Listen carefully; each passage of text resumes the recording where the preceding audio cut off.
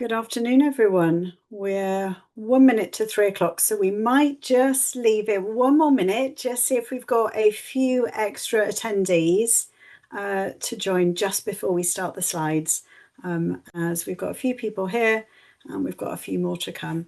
So we'll just give it one more minute and then we'll start the webinar.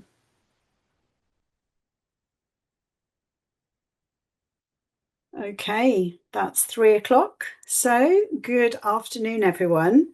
Thank you for joining us today for this webinar focusing on cybersecurity.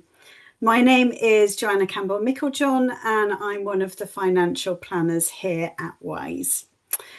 So we decided to run this webinar after we had seen an increase in concerns by really a number of clients who were worried about being involved in phishing or scam emails. In an ever increasingly digital world, we're all being forced to engage much more online to interact with companies and service providers. And this can place our personal data at risk if we're not careful in how and what we share. So we've brought together some tips and hints. I've brought in our IT provider, Get Support, and we've got Rohan today, who's helping us take us through the content. And I'm going to talk you through some measures for how you can keep your data safe online. And I will share some measures that just by working with Wise as your financial planning partner that you get that help. So can we bring up the first slide, please?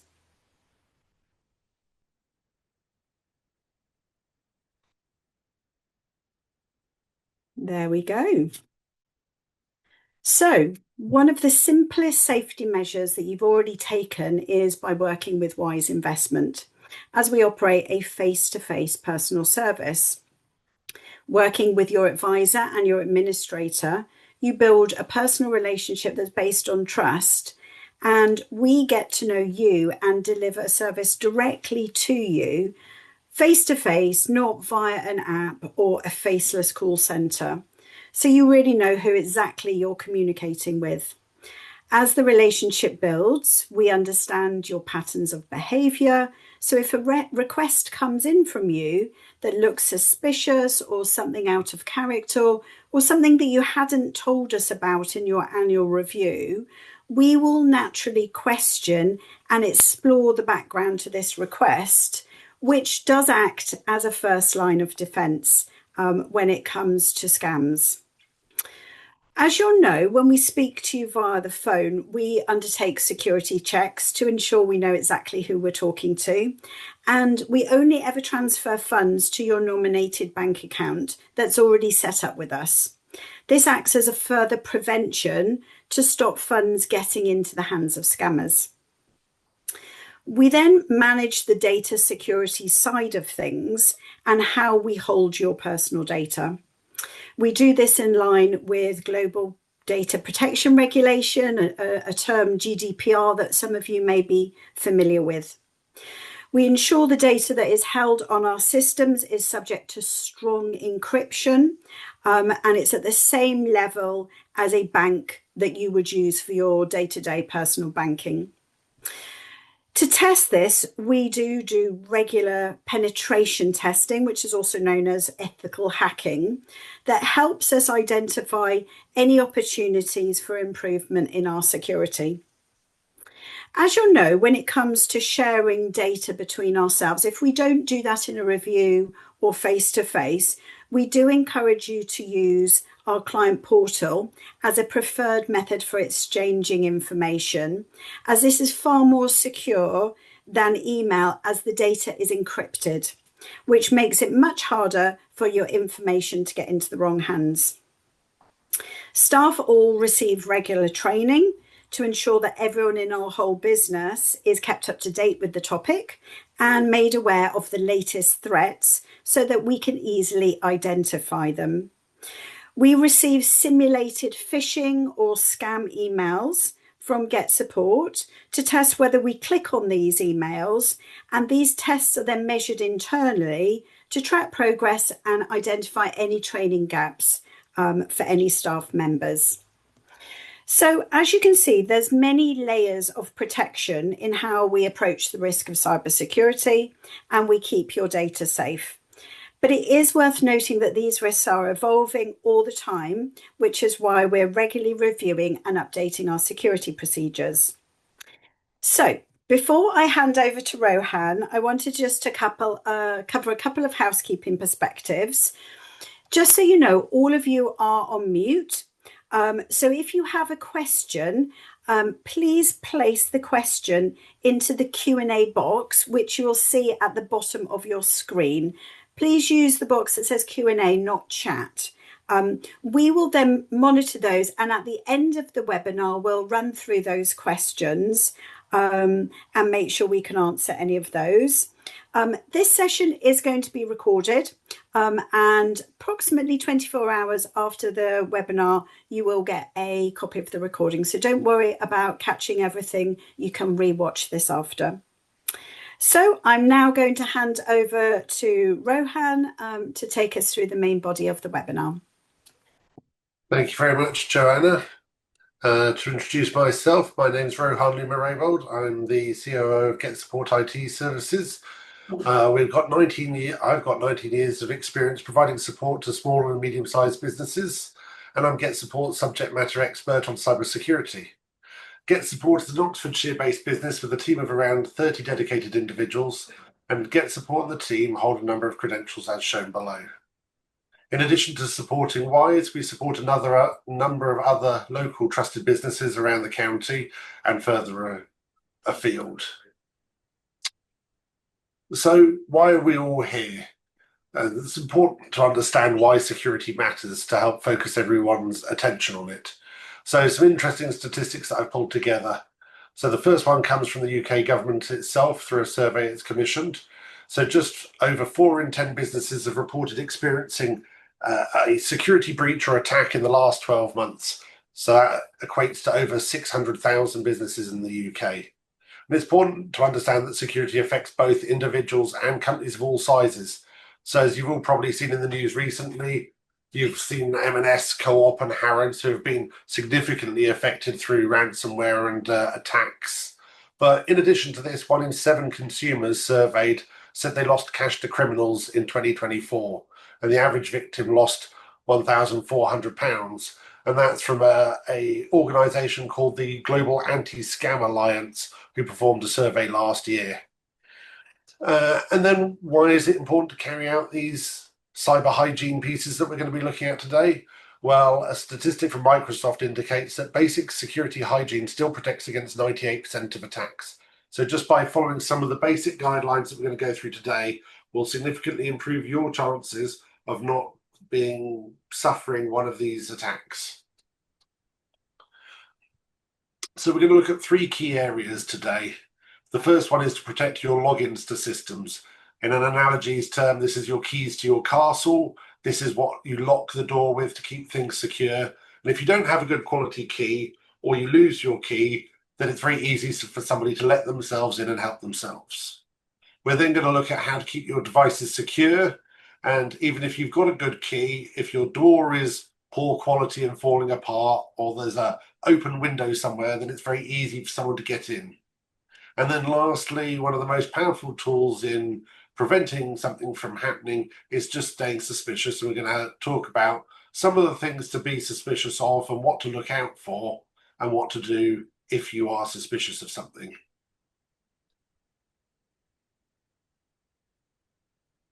So the first area, protecting your logins. As I explained before, your username and password, your access to things is the keys to your data, your systems, your money, and all of your other personal online digital world. So the recommendation to start with is use what we call a strong and unique password. So what does unique password mean? Well, that means never to reuse or share a password. Always use unique passwords for every site and system. In the news in the last few hours, in fact, and a couple of days, there's been a recent news article that over 1 billion usernames and passwords are now available for sale online, where they've basically gathered up everybody's usernames and passwords from various data breaches. And all a criminal has to do is take this username and password that you've used somewhere else in a compromised system and then reuse that to let themselves into your other systems. The second part, the strong part, is the current guidance is longer is better than complicated. So the National Cybersecurity Centre, the government organisation set up to help protect individuals and businesses from cybersecurity issues guidance to create passwords using 3 random words. So in this example, horse, tulip, engine. And the reason for this is that the longer the password is, the harder it is to what we call brute force, to try multiple guesses.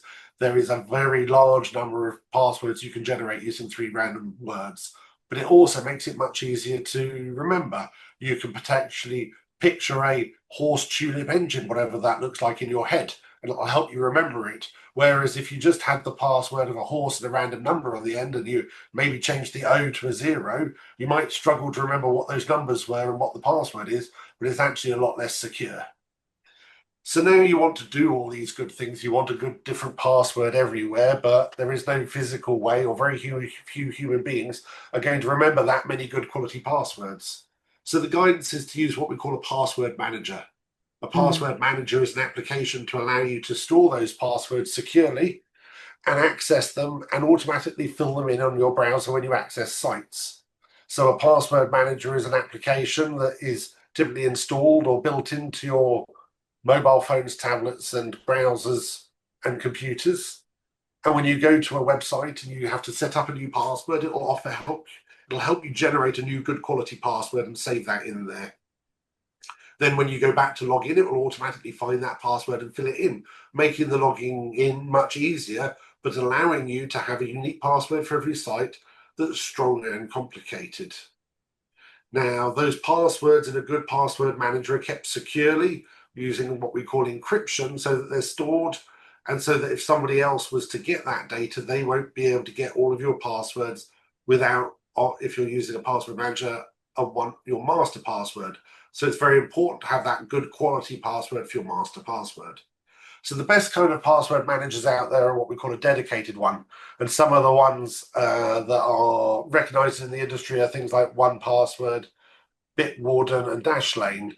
Some of them come with free accounts, some of them paid for with varying features. We typically don't recommend LastPass, as they've suffered a number of security breaches and their new owners are proven to care not so much for security as some of the others. You can also use password managers that are built into your browser, like Google Chrome or Microsoft Edge, or you can use Apple's own password management system called Apple Keychain, which allows you to store your passwords in your iPhone, iPad, and Mac. So if you're in the Apple ecosystem, that's also a good way to manage and store your passwords securely. Once you've done all these good things, the recommendation is also to turn on something called multi-factor authentication, MFA.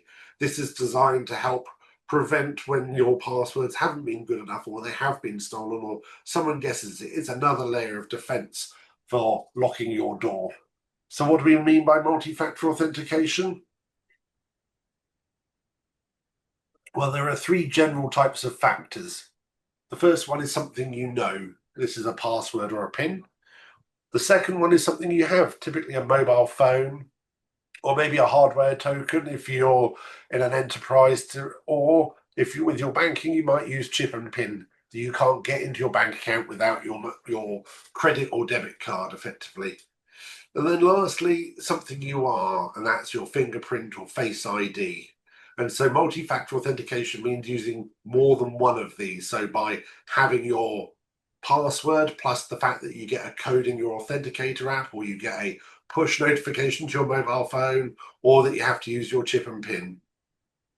And then lastly, I'm going to touch on something, a relatively new technology in the world of security. It's not that new, but it's probably becoming more new and widely accepted and known of. And you'll see happening more and more over the coming months and years as people push everyone into what's called a passkey. A passkey is what we call passwordless authentication. It replaces passwords, but it's still multi-factor authentication. So it's typically tied to one of your devices or a hardware token, and then uses maybe the thing you have, like your mobile phone, plus your fingerprint or Face ID to unlock the phone. But it means that you no longer have to worry about passwords if you're using a pass key, because there is no password to generate and there is no password to remember. And it's far more secure and much harder to copy or steal. So now that you've got great locks on your doors and you've done all the good things with your keys, the next piece is to make sure that your devices are secure and that you don't have effectively a back door that you haven't locked, that isn't very secure, that lets the bad actors in. So what do I mean by devices? Let's start there. We've got the obvious ones, your Macs, your PCs, your phones, your tablets, and even your watches nowadays. But in fact, anything that accesses or stores your data, you should think about. And there's a new whole world of what we call IoT devices, Internet of Things. Your car's online, your fridge is online, your light bulbs are online, and all of these correspond to all of these requirements. Now, maybe your light bulb isn't storing your data, or nor your fridge, but all of this best practice applies. And again, focus around those devices where you're doing your banking, communicating and storing your data. So the first piece of advice here is to use a supported operating system. So your operating system is the piece of software that runs on your computer that starts up when you boot it up, or your iPhone or iPad or mobile phone. So for example, Windows or Mac operating system. And Microsoft release updates, or in fact all the vendors release updates, security updates for these.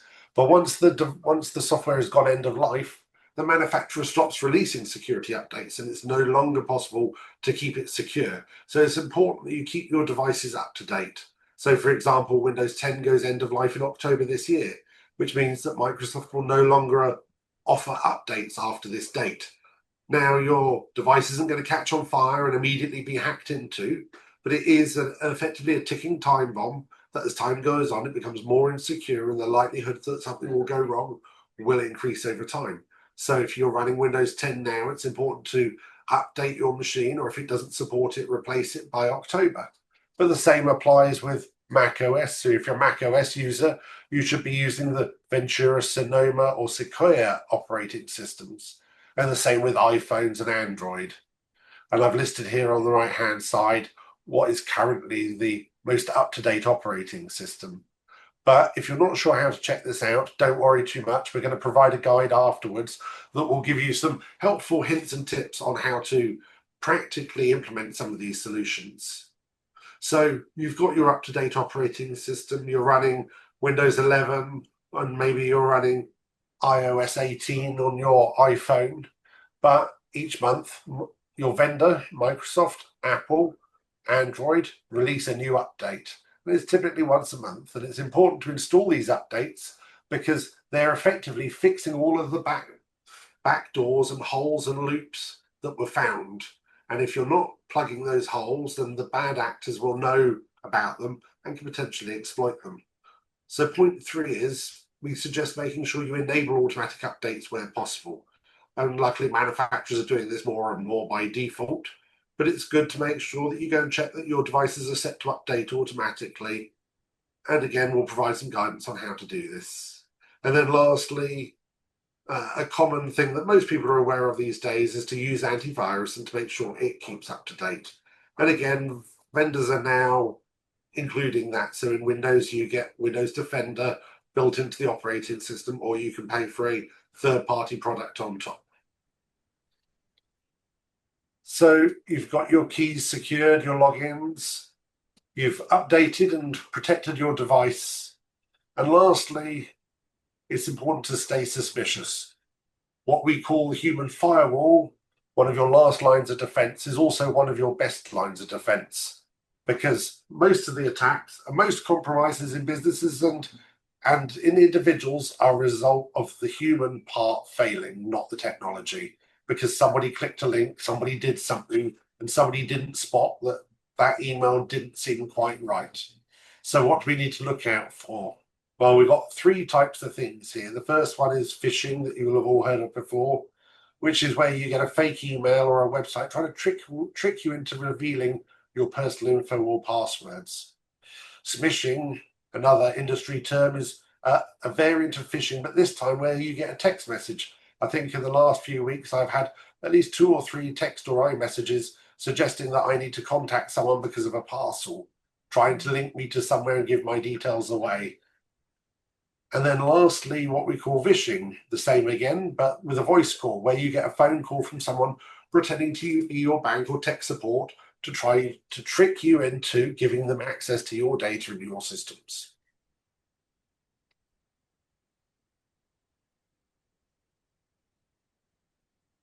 So, what do you look out for? Here are some of the common indicators you should look out for. But remember, not all of these will be present in every attack. In fact, only one of these may be there, and it might be hard to spot. So it is always good to be as suspicious as you can. So the first one is that the email you've received does not come from the correct person's address. It may be spoofed. Varying different mail clients will behave in different ways where you're viewing your email. But if you're in doubt, you can often click on the person's name and see the underlying email address. So, for example, you might receive an email from Joanna and it's got her name there. But if you click on it, you actually see underneath it's a Gmail address, because anybody can go and set up an email address with Joanna's name and send an email from it. It hasn't come from Wise's systems and nothing to do with Wise. It's very easy to impersonate somebody. So it's important to make sure you're getting the correct address underneath. The language or spelling is wrong. If you often in attacks, you'll see that somebody talks of a wire transfer when they're coming from an English business, which is clearly not in our UK vocabulary. Or you may well converse with the person regularly and they seem to use a different sort of language and a way of writing or spelling. Anything that doesn't just quite feel right might indicate it's not really the person you know sending you an email. And what they're asking for might not seem right either, or unusual, or just not sit right. And especially if they're trying to make the situation excessively urgent. An attacker will often use urgency to try and put the recipient on a back foot, because the need of urgency then people's guards down because they feel they need to do something quickly, and stops them thinking about it in more detail and paying attention. And they might just knee-jerk react into doing something without really giving it due consideration. And if you're not expecting an email from the person in any way or about that subject, you should question that in your head. And then lastly, if there are links in the email, they might not look quite right. But again, if you're not technical, it's often hard to understand whether a link is correct or not. But if in doubt, don't click the link, don't open it, and don't respond. So if you're not sure about the link or something doesn't sit quite right, maybe you can get to the link directly from their website. But it's often best to check with the sender through what we call another channel, because if that user's email has been compromised or you've been sent an email from an attacker from another spoof address, if you reply, they're just going to have a conversation with you and try and convince you it's okay. So call the person from the phone number on their website, not on the email chain. Email back to a known email, another person in the business. Reach out to them via LinkedIn, WhatsApp, or a phone call. Always better to spend a little bit more time checking with the person if anything doesn't feel quite right. So they're the things on what to look out for. And if you follow all these basic cyber hygiene steps, they will significantly improve your chances of staying safe. In terms of the practical advice on how to, we're not going to go into great detail on that on this call, as it is of more a technical nature and so many people have different platforms and things. But afterwards, we're going to share some guidance with you and some links to Apple and Microsoft and other people's websites on how you can check all of these things out. So, thank you for my part. I'm going to hand back over to Joanna for any questions. Thank you so much, Rohan. That was really useful. So I'm going to go now to the question box. We've had a couple of questions in, but do feel free at this point to pop something in that Q&A box. I'm going to go to the first question, and this is a really, really good, obvious question. And I'm going to hand this over to Rohan because it's sort of a technical one in nature. What do I do if my emails get hacked? So what would your tips and recommendations be here, Rohan? Okay, thank you very much. Well, it's a very good question. And the first thing is probably how do you notice your emails got hacked? So the first part of that might come from that somebody's contacted you to say, oh, I've got this email off you. Did you send it? And you realize you didn't send it. Or you notice something abnormal in the email system. You notice something's changed and something doesn't seem quite right. Or some other kind of abnormal behavior. And all of those might be signs of what we call a compromise, i.e., having been hacked. So the first thing to do is change your password.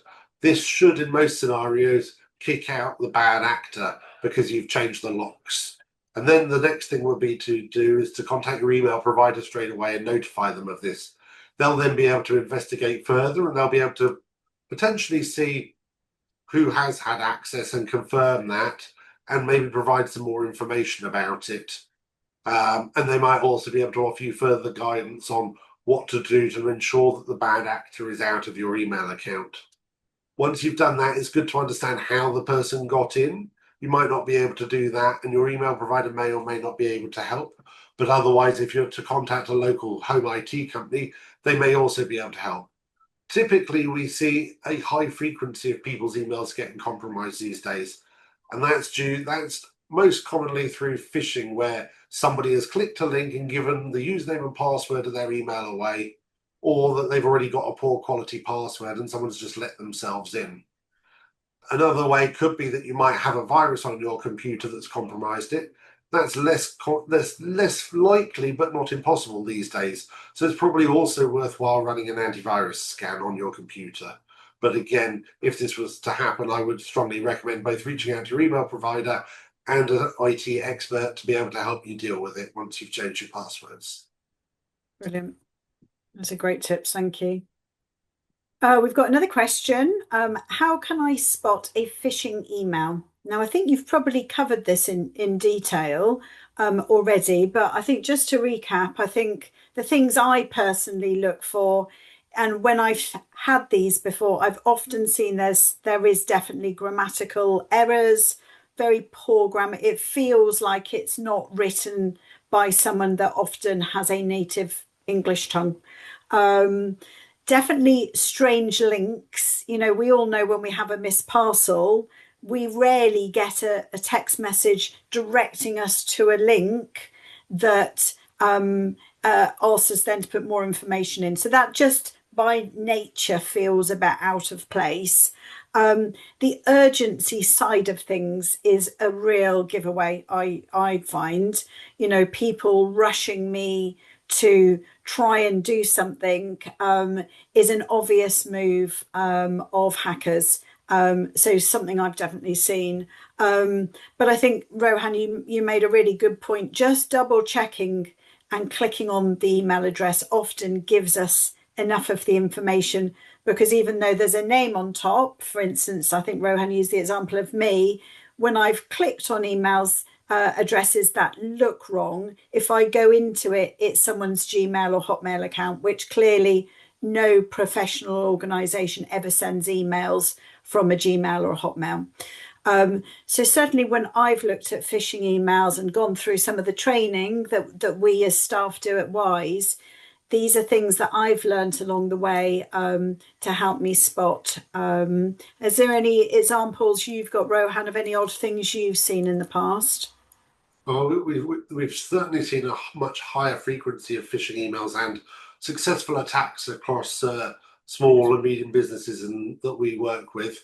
And as I said before, not all of them will have the same symptoms, and some of them there may only be one. So in a Yeah, lot of good point. cases, you find that a business has been compromised, and they then use that compromised account to send a phishing email to everybody else. And this lowers the guard of the recipient because the email has come from a genuine email system. The email is correct. The email address is valid because it's come from them. It's also come from someone you know and trust. And they're even more sneaky than that. They've often done their research in the person's mailbox to find a relevant topic on what to email other people. So in one case, we saw a company that was planning a trip to Tanzania. So the person's email account that had been compromised, they sent out messages to everyone about hotels in Tanzania. So you're Wow. receiving an email from somebody you know, somebody you trust about a subject you're expecting, and it becomes very, very hard to spot these things. So yeah, even in there, maybe okay, they don't phrase things quite right. Anything that just feels slightly unusual, you just need to stop and take a breath and think and not. And it's very hard because everybody's so busy these days that you kind of almost go on autopilot. You're like, right, I've got to get all this done today. So you just click, click, done, done, done, and then not fully engaging your brain and stopping and thinking for a moment and going, Joanna doesn't normally use that kind of vocabulary. Yeah, that absolutely. doesn't sound like her. She's normally spot on with her grammar, and something's just slightly wrong. And just pausing and stopping for that moment can save the day sometimes. Yeah, I've certainly seen one from Amazon about something like a misdelivery, I think it was. And when I looked at it, it was Amazon, but instead of the O, the sender had a 0 in the address. So it's sometimes really tiny. But I was thinking, well, hang on a minute, I haven't ordered anything from Amazon, so why would they be sending me this email? So you do have to sort of look at things with a slightly cautious eye, which is a little bit sad, really. But I think it's better to be safe than sorry, and certainly use that gut instinct. All right. At the moment, that's all the questions. Just to remind everyone, if you do want to pop a question in, there's still some time. We've got a few more minutes, so do pop one into the box. As I mentioned at the start, we have recorded this, so we're going to send it to you on email. Rohan has pulled together some tips and things for you to look at. So that's going to come out separately alongside the recording.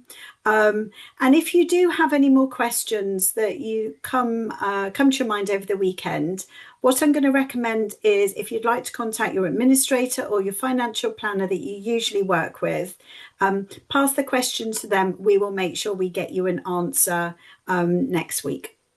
So we've got no more questions. So at this point, I wanted to thank everyone for joining us. Hopefully this is useful, and I wish you all a very nice weekend.